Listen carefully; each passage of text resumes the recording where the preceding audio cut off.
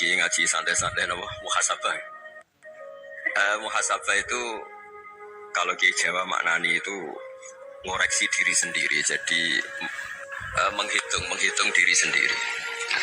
Ini pas bidang yang saya tekuni tadi karena Habib Ahmad yang minta kemarin sama Ibu dari Indonesian Power itu. Ibu Lia, saya turutin sekaligus saya sambil belajar terus tentang muhasabah. Dalam konteks Indonesia, muhasabah itu sudah jadi perilaku ya. Karena dulu orang tua saya, guru-guru saya kalau ngandani itu, bayangkan kalau kamu jadi dia ya. Jadi misalnya kita mentang-mentang atasan, otoriter sama bawahan. Bayangkan kalau kamu jadi yang bawahan itu kayak apa. Laukun tamakana, kalau orang Arab bilang, bayangkan kalau kamu di posisi dia.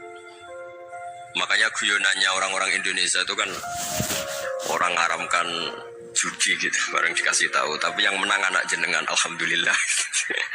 Ternyata ngaramkan itu karena ada anaknya. Kalau anaknya yang menang ya seneng. Meskipun itu guyonan, tapi saya punya padanan itu dalam kitab hikam. Nabi Ibrahim itu Khalilur Rahman, tentu bencinya minta ampun sama yang namanya maksiat. Suatu saat beliau diterbangkan di alam malakut. Itu kalau di hikam saya halaman 15 juga. Saya masih ingat betul. Mungkin kalau Anda beda halaman karena beda cetakan. Setelah diterbangkan di alam malakut, diperlihatkan sama Allah, ada orang pezina, ada orang syaribul khomri, ada orang mabuk, ada orang macam-macam. Allah tanya sama Nabi Ibrahim, bagaimana pendapat kamu Ibrahim tentang mereka yang maksiat?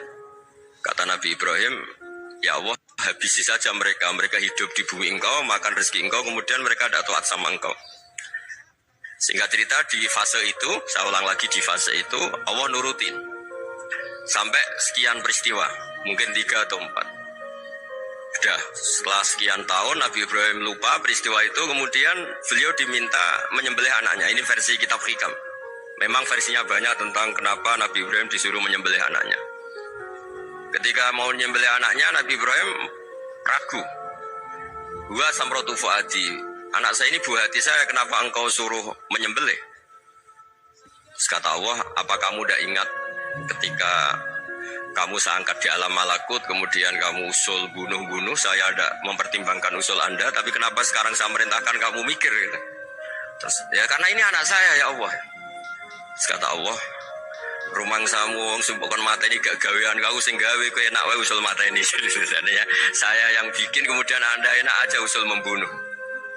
Semenjak itu Nabi Ibrahim itu di eranya itu asfaqun nas, orang paling sayang sama manusia.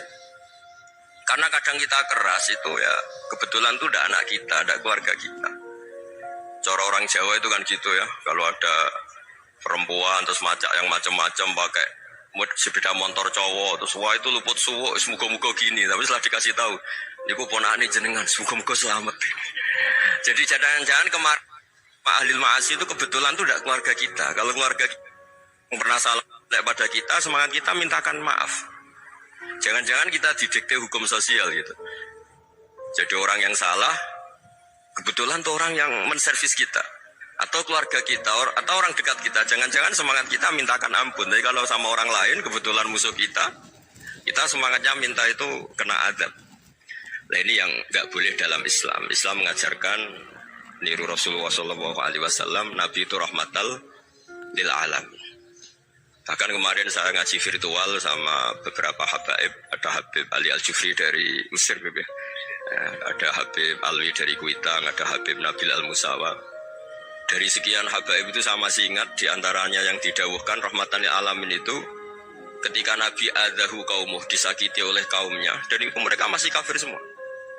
Itu mereka dapat doanya Nabi, Allahumma hdi qaumi fa innahum la ya'lamun. Kayak apa baiknya Nabi, orang yang menyakiti, yang melukai, ya, tapi Nabi masih berdoa, Allahumma hdi qaumi fa innahum la ya'lamun. Sayyidina Umar dapat doanya Nabi itu ya khina kana kafirun, ketika masih kafir didoakan. Allahumma izzil Islam bi Umar. Itu ketika masih kafir. Itu pelajaran bagi kita bahwa yang sedang tidak cocok pun itu berdapat doa kita. Ya doa supaya kondisi kita baik, hari tambah baik. Karena agama ini, saya berkali-kali bilang, limangka nayarjuwa hawal yawmal akhir. Agama ini diperuntukkan bagi yang selalu punya harapan pada Allah Subhanahu wa Ta'ala. Saya cerita muhasabah ini tentang hubungan kita dengan Allah. Di Indonesia itu banyak orang fasik, banyak orang nakal. Ya di mana-mana orang nakal itu ya mayoritas, wa aksaruhum fasikun. Tapi berkahnya harapan. Mungkin saya kira nakal, so benda. Mungkin saya kira sholat, so ben sholat. Mungkin sekarang belum sakho, belum dermawan, suatu saat dermawan. Barokahnya itu, kefasikan ini dianggap sementara. Sedang fasik, sedang tidak benar. Karena kiai-kiai kita, para guru-guru kita, para habaib utamanya itu mesti bilang semoga husnul khotimah. Nah barokahnya doa itu, semoga husnul khotimah itu menjadikan satu pola sosial. Yang sedang fasik ini masih diharapkan jadi lebih baik, jadi lebih. Sehingga kita tidak ngambil sikap ekstrim yang ingin menghabisi atau ingin mengadili, tidak. Karena selalu kita punya harapan. Dan agama ini limangka nerjuwa hawal yakhir. Bayangkan dulu kalau yang nakal itu anak kamu. Pasti kamu gak ingin kan langsung dapat azab, dapat apa. Padahal kita semua jadi tokoh ini abul kulli, bapak dari semuanya.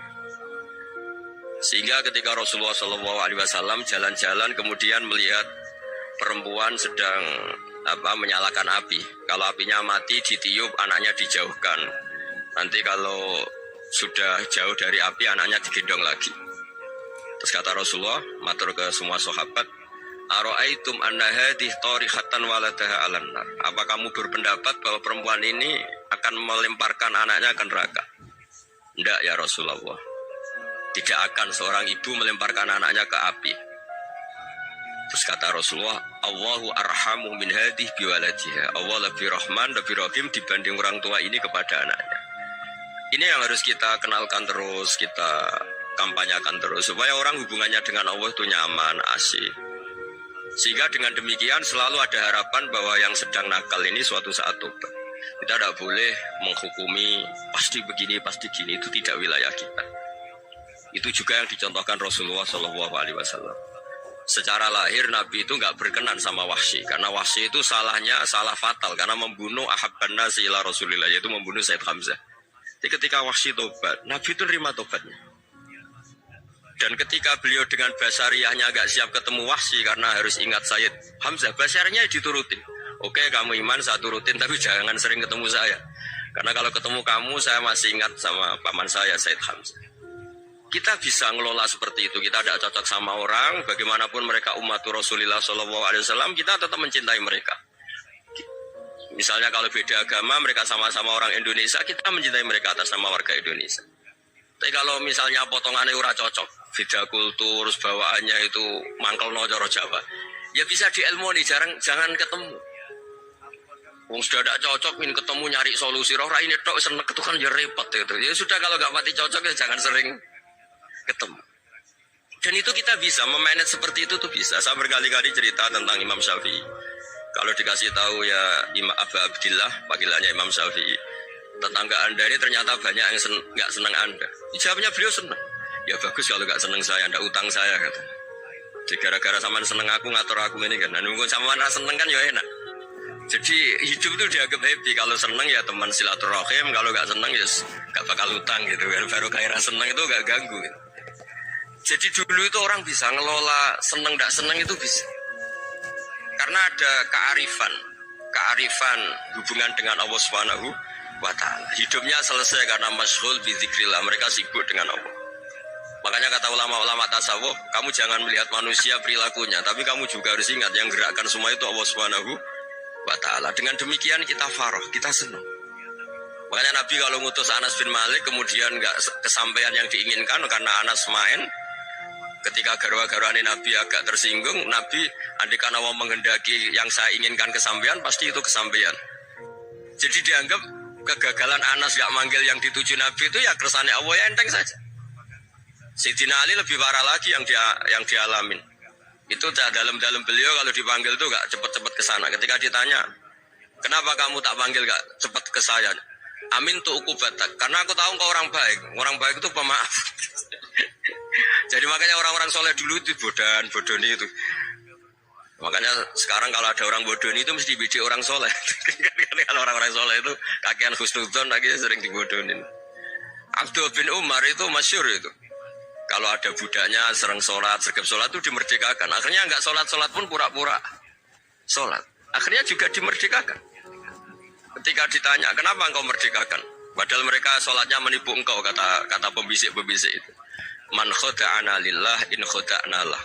Dia nipu atas nama Allah, berarti saat tertipu juga atas nama Allah. Gak masalah dong, semuanya demi Allah Subhanahu wa ta'ala. Jadi ketika kita mensifati Allah Ta'ala itu ghafir, Allah pemaaf. Jangan kamu gak fair untuk diri kamu nyifati Allah ghafir, pada orang lain Allah kamu sifati syadidul iqab. Jadi Allah kamu atur, kayak MC tadi ngatur saya. Jadi Allah itu apa? Kalau pada saya ghafir, kalau pada musuh saya syadidul iqab. Itu tidak fair.